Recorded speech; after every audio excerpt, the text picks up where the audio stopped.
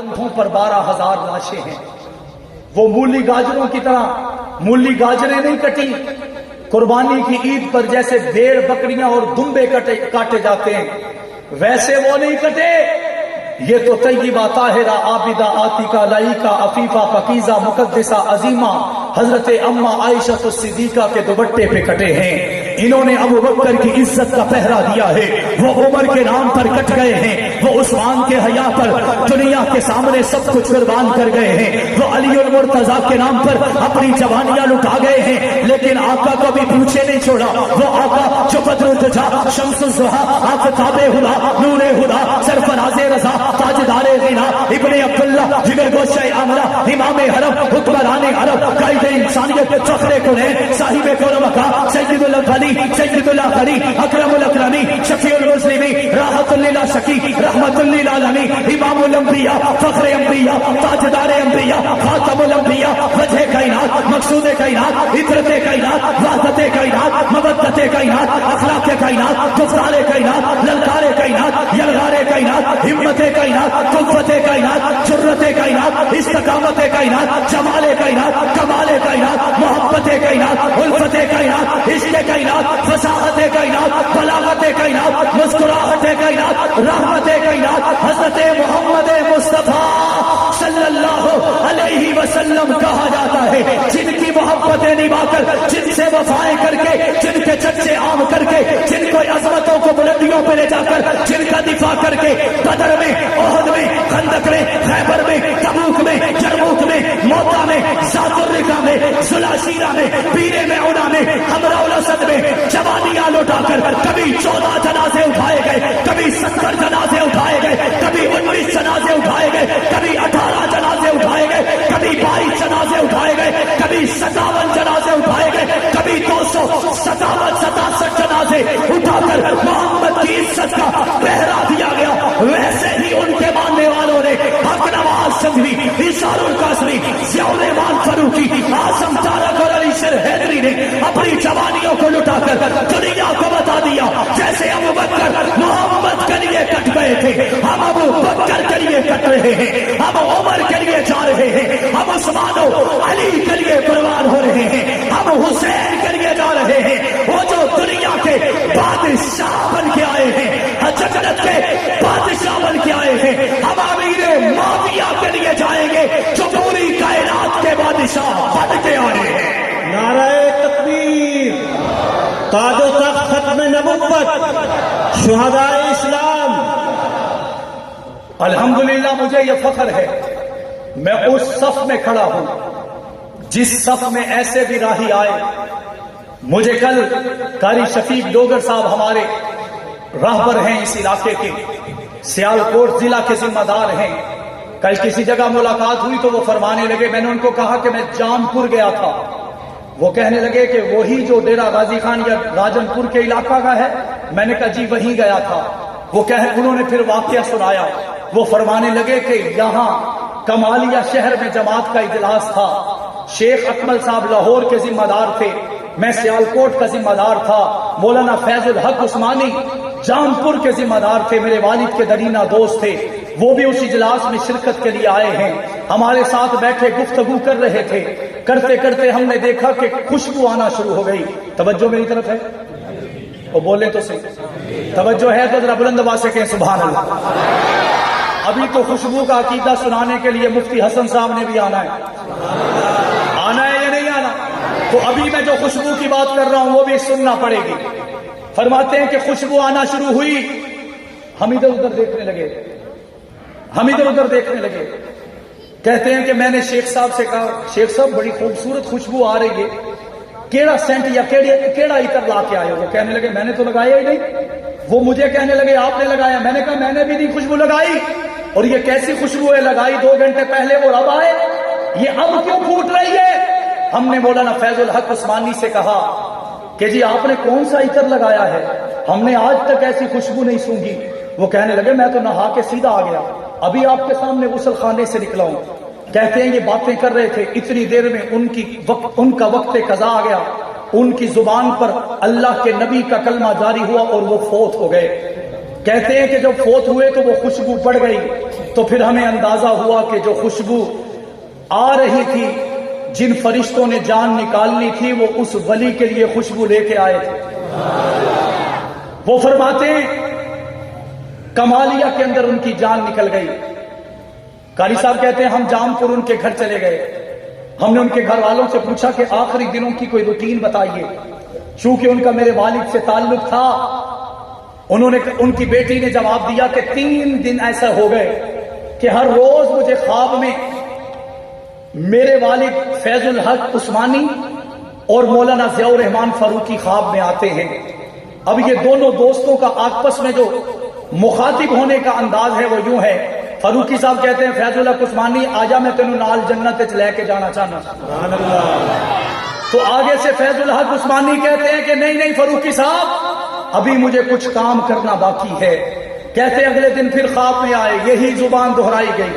تیسرے دن پھر خواب میں آئے، پھر یہی پیغام سنایا گیا۔ چوتھے یا 5ویں دن کمالیہ کی دھرتی پر انہوں نے اپنی جان کا نذرانہ پیش کر دیا۔ میں نے کہا میں اس خوشبو والے مشن کے ساتھ وابستہ ہوں۔ لوگ قبروں میں اترتے ہیں، جنت کی خوشبو آتی ہے۔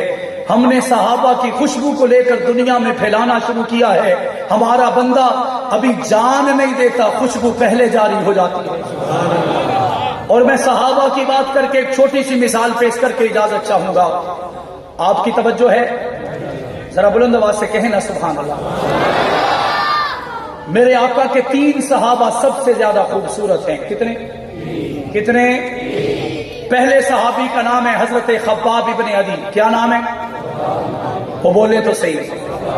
خباب ابن عدی رضی اللہ تعالی عنہ، انہیں بادشاہ نے الٹا لٹکایا، پھانسی کے پھندے پہ چڑھانے کا حکم اور دھمکی دی، اور پوچھنے لگا کہ اے خباب، ایک پاسے تینوں لٹکایا جاوے، کیا تو یہ چاہتا ہے کہ دوسرے پاسے محمد نو لٹکا کے تینوں بچا لیا جاوے، انہوں چڑھا دیتا جاوے؟ ہائے میں قربان حضرت خباب کے قدموں پر۔ وہ کہنے لگے بادشاہ کوئی عقل نو ہاتھ مار، ترتیب تا سدھی کر، کتھے محمد تے کتھے خباب؟ بادشاہ نے پوچھا کیا کہنا چاہتے ہو؟ حضرت خباب نے کہا ایک طرف میرے گلے میں پھانسی کا پھندا ہو، دوسری طرف میرے محمد کے قدموں میں ایک کانٹا چبھنا ہو، تو رب کعبہ کی قسم میں پھانسی پہ چڑھ جاؤں گا اور اپنے محمد کو ایک کانٹے سے بھی بچا جاؤں گا۔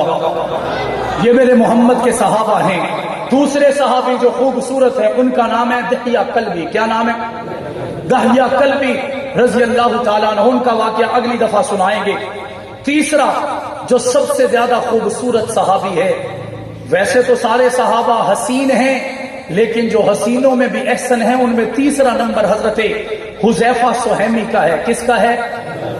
خباب ابن عدی، دحیہ کلبی اور حذیفہ سہیمی۔ یہ آقا دو جہاں کی وفات کے بعد شاہ روم سے ایک لڑائی لڑی گئی، ظاہراً مسلمانوں کو شکست ہو گئی، کیونکہ حقیقتاً محمد کا لشکر کبھی ہار سکتا، بلند آواز سے کبھی ہار سکتا۔ میں نے جب ایسا کہا تو پھر کوئی کہنے لگا تیویں نہیں ہار سکتا۔ میں نے کہا یہاں تو ایسے بھی ہوتا ہے، کوئی بیگانے گھر میں عبداللہ دیوانہ آتا ہے، کسی اور کے گھر میں جا کر ہوائی فائرنگ کرتا ہے، افغانستان کی دھرتی پہ حملہ کر کے 18 سے 20 سال رہتا ہے، وہاں پہ محمد کے ماننے والے ہوتے ہیں، تو 20 سال کے بعد بھی ہاتھ جوڑ کر واپس بھاگنے کی کرتا ہے یا نہیں کرتا؟ طالبانوں نے دکھایا کہ نہیں دکھایا کہ وہ محمد کا لشکر ہے؟ بتایا یا نہیں بتایا؟ بات ختم کرنے والا ہوں۔ حضرت حذیفہ نے جنگ لڑی، ابو بکر سپہ سالار ہیں، امیر المومنین ہیں۔ اس جنگ میں مسلمانوں کو ظاہراً شکست ہو گئی اور 600 قیدی گرفتار ہو گئے۔ صحابہ کتنے؟ سارے مل کر۔ بادشاہ شاہ روم اس وقت کا سپر پاور کا مالک ہے، وہ کہتا ہے کہ خدا سے بھی زیادہ نعوذ باللہ میری طاقت ہے، جیسے آج امریکہ کہتا ہے۔ قیدی سامنے کھڑے ہیں، وہ اپنی مسند پر بیٹھا ہے، اس کی نظر سارے قیدیوں پر پڑی، اس نے اعلان کیا وہ جو سب سے زیادہ خوبصورت ہے اسے میرے پاس لاؤ۔ حضرت حذیفہ کو لایا گیا۔ بادشاہ نے کہا شاہ روم ہیں، اپنے وقت کا سب سے زیادہ طاقتور انسان ہے۔ وہ کہنے لگا تیرا نام کی ہے؟ میرا نام حذیفہ ہے۔ تیری عمر کی ہے؟ 21 تو 22 سال ہے۔ اتھے کی لین آیا ہے؟ وہ کہنے لگا محمد کی عزت کا پہرا دینے آیا ہوں۔ اس نے کہا کہ تینوں پتا ہے کہ تو کڈا سونا ہے؟ میں دیسی انداز میں بتانا چاہتا ہوں، تینوں پتا ہے تو کڈا سونا ہے؟ حضرت حذیفہ نے کہا مینوں نہیں پتا۔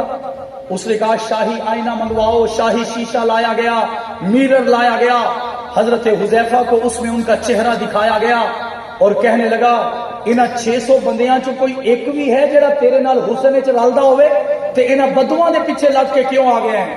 حضرت حذیفہ کو جوش آیا، وہ فرمانے لگے خبردار بادشاہ، ان کو کچھ نہ کہنا، یہ محمد کے غلام ہیں اور میرے امام ہیں۔ بادشاہ نے کہا تیرے لیے ایک آفر ہے، تیرے لیے ایک آفر ہے۔ میں ان کی بات کرنے لگا ہوں جس سے یہ سلسلہ نکلتا ہے، جن سے جرت کی ابتدا ہوتی ہے، جن سے تقوی اور استقامت کی ابتدا ہوتی ہے۔ بادشاہ نے آخیا کہ تیرے لیے ایک پرپوزل ہے، آفر ہے۔ وہ کیا ہے؟ وہ کہنے لگا میرا دل چاہتا ہے میں تجھے اپنی بیٹی کا رشتہ دے دوں۔ حضرت حذیفہ نے کہا اس کے بدلے مجھے کیا کرنا پڑے گا؟ وہ آخر لگا صرف چھوٹا جا کام کرنا پینا ہے، وہ کام یہ ہے کہ محمد کو چھوڑنا ہوگا۔ حضرت حذیفہ کی آنکھوں میں آنسو نکلے، وہ فرمانے لگے ایسے 1000 رشتے محمد کے قدموں پر لگنے والی مٹی پہ قربان۔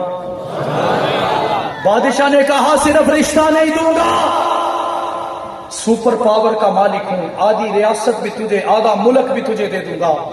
حضرت حذیفہ نے مسکرا کے فرمایا کہ یہ رشتہ تو رشتہ، ایسی 50 بادشاہتیں محمد کے قدموں پر قربان۔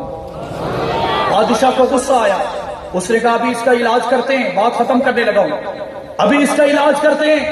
اس نے ایک بنگلہ خالی کروایا، ایک کوٹھی خالی کروائی، 6 نوجوان لڑکیوں کو اس میں بھیجا اور حضرت حذیفہ کو بھی اندر دھکیل کر دروازے کو بند کر دیا۔ ایک دن گزرا، دوسرا دن گزرا، 7 دن گزر گئے۔ 7 دن کے بعد بادشاہ بڑا فریش ہو کے گھر سے آیا کہ آج سارا تقوی حذیفہ کا ختم ہو چکا ہوگا، آج نظریں جھکی ہوئی ہوں گی، آج ندامت ہوگی، آج شرمندگی ہوگی، آج احساس ہوگا۔ لیکن رب کعبہ کی قسم ہونا تو یہ چاہیے تھا کہ دروازہ کھلتا، عورتیں مسکرا رہی ہوتی، حذیفہ رو رہے ہوتے، لیکن اللہ کے لاڈلے پیغمبر کے قدموں کی غلامی کا اثر دیکھیے، عورتیں رو رہی ہیں، حذیفہ مسکرا رہا ہے۔ میری بات سمجھ میں آ رہی ہے؟ بادشاہ نے ان عورتوں کو پوچھا ہویا کی ہے؟ وہ عورتوں نے جو جملہ کہا اپنے دل پر لکھنے کے قابل ہے۔ وہ عورتیں کہنے لگی بادشاہ ایک کیڑے بندے دے پیٹے پایا ہے، ایک کوئی انسان نہیں ہے تو کوئی رب دا فرشتہ ہے۔ میں نے کہا اللہ کا قرآن کہتے ہیں قالوا ما ھذا بشرا ان ھذا الا ملک کریم۔ اللہ کے لاڈلے پیغمبر کا یہ جیالہ صحابی جب بادشاہ کے سامنے لایا گیا، اس نے بادشاہ نے اس عورت جو سردار تھی اس سے پوچھا ہویا کی ہے؟ وہ آکھن لگی 7 دن تے 7 راتاں ہو گیاں، ساڈی سرخی جتھے لگی سی لگی رہ گئی، ہمارا میک اپ جہاں تھا وہیں رہ گیا۔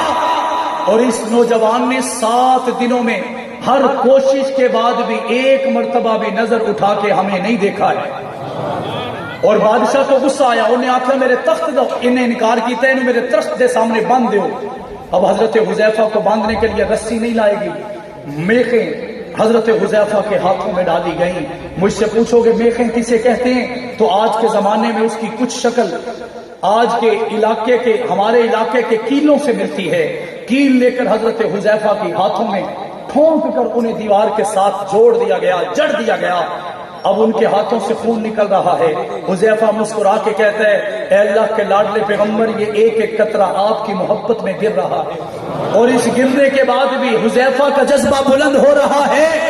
اتنے میں ایک محلے کی عورت آ کر کہنے لگی بادشاہ سلامت تسی ایویں کرو، میرے کولو میرے 2 پتر لے لو تے ایک حذیفہ دے دیو۔ پوچھا کیوں؟ وہ کہنے لگی 2 کو قربان کر کے اس ایک حذیفہ سے بیٹی کا نکاح کرواؤں گی، اسے مسلمان کرواؤں گی، اسے اپنے گھر میں رکھ کر اپنا داماد بناؤں گی، جب اس کی نسل بڑھے گی تو حسین بچوں کی میرے گھر میں آمد ہو جائے گی۔ بادشاہ کو غصہ آیا، کسی نے کان میں چاہ کے آخیا بادشاہ تیری تو عزت لٹی گئی، اگر ایویں چلتا رہا تو تیرا روب مک جانا ہے، مجھے کیا کرنا چاہیے؟ انہوں نے کہا اسے ایسی عبرتناک سزا دو کہ قیامت کی صبح تک اس کی نسلیں بھی یاد رکھیں۔ حضرت حذیفہ کے لیے ایک بڑا کڑھایا منگوایا گیا، اس کڑاہے میں تیل ڈال کر جلایا گیا. جب وہ تیل آسمان سے گرمی کی وجہ سے باتیں کرنے لگا, حضرت حذیفہ کو اٹھا کر اس کڑاہے میں ڈال دیا گیا. ایک دن گزرا, دوسرا دن گزرا, تیسرے دن ایک وزیر نے آ کے آخیا بادشاہ سلامت اگر یہ ہڈیاں بھی گل گئی تو لوگوں نے کل نہ کل انہوں یاد کر کے تہاڈا مذاق اڑانا ہے, تسا ایویں کرو کہ یہ ہڈیاں کٹ کے ہر چوک چ ایک ایک ہڈی لٹکا دیو. حضرت حذیفہ سہیمی کی ہڈیوں کو نکالنے کا انتظام کیا جانے لگا. بیلچا لا کر اس کڑاہے میں ڈالا جانا تھا. اس سے پہلے میں ایک بات کہہ دوں, اللہ کا قرآن کہتا ہے ان الذین قالوا ربنا اللہ ثم استقاموا فلا خوف علیہم ولا هم يحزنون. جنہوں نے کہہ دیا اللہ ہمارا رب ہے, وہ تبلیغ میں ہیں, اس پر ڈٹ گئے, وہ جہاد میں ہیں, اس پر ڈٹ گئے, جنہوں نے تدریس کی اس پر ڈٹ گئے, جنہوں نے ختم نبوت کا علم لہرایا وہ اس پر ڈٹ گئے, جنہوں نے سیاست نبی والی کی وہ اس پر ڈٹ گئے. ان کو جب موت آتی ہے خوف نہیں ہوتا, ان کی مدد اللہ بھی کرتا ہے, اللہ کے فرشتے بھی کر دیتے ہیں. بیلچا ڈالا گیا. حضرت حذیفہ کی ہڈیوں کو نکالنے کے لیے اپنے دل پر ہاتھ رکھیے, میری پوری تقریر کا خلاصہ. جب بیلچا ڈالا گیا ہڈیاں نکالنے کے لیے, اسے جب نکالا گیا حذیفہ صحیح سلامت نکل آئے. حذیفہ صحیح سلامت نکل آئے اور اللہ نے بتا دیا کہ جو ڈٹ جاتے ہیں ان کی مدد کرنا اللہ کے ذمے ہو جاتا ہے.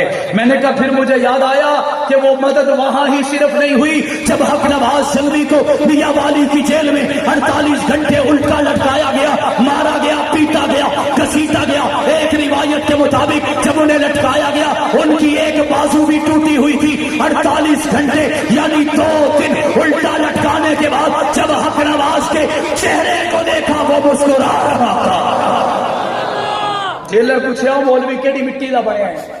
حق نواز آخیا مجھے اگر 48 کی بجائے 96 گھنٹے بھی لٹکا دو, میرا وجدان کہتا ہے میرے قائد نے کہا ہوگا مجھے کچھ نہیں ہوگا, کیونکہ میرے دل میں صحابہ جو زندہ ہیں.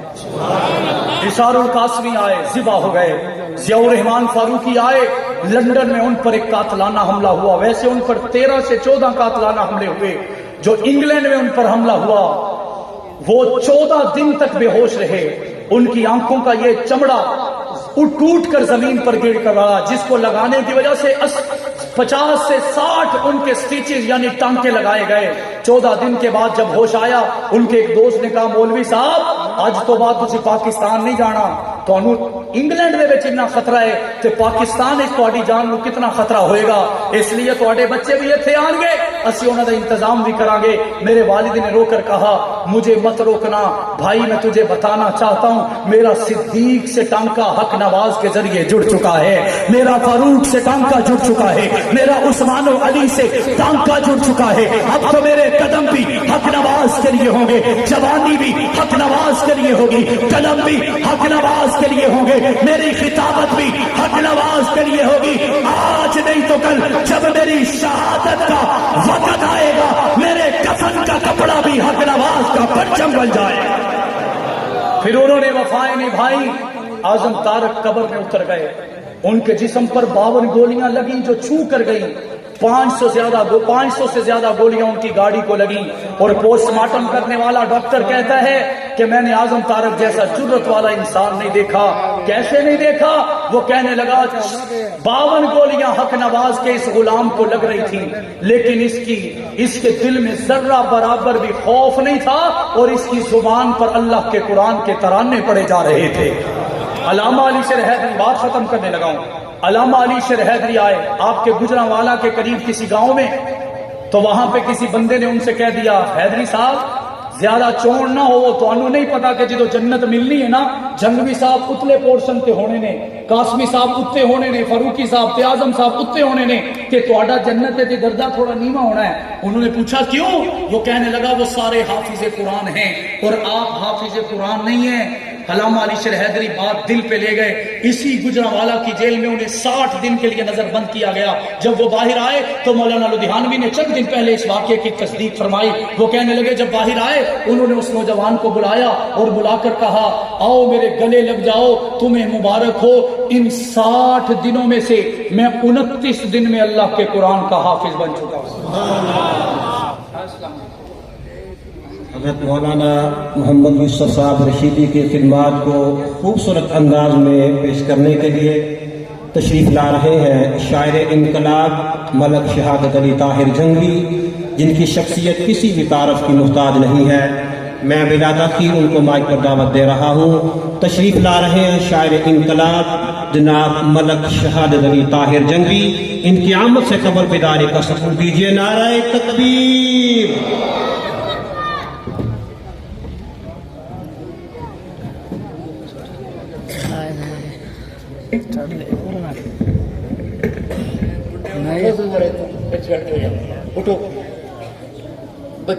چھوٹے بچے بیٹا اس کو ادھر چلے جاؤ، سائڈ پر چلے جاؤ، پہلے بھی کہتا ہے چلو بیٹا شاباش، جلدی کرو، چھوٹے بچے سارے اس پر سائڈ پر چلے گئے۔ جو بڑے حضرات ہیں وہ آگے تشریف لائیں۔ اللہ پاک آپ کو بہت ذائقہ خیر عطا فرمائے۔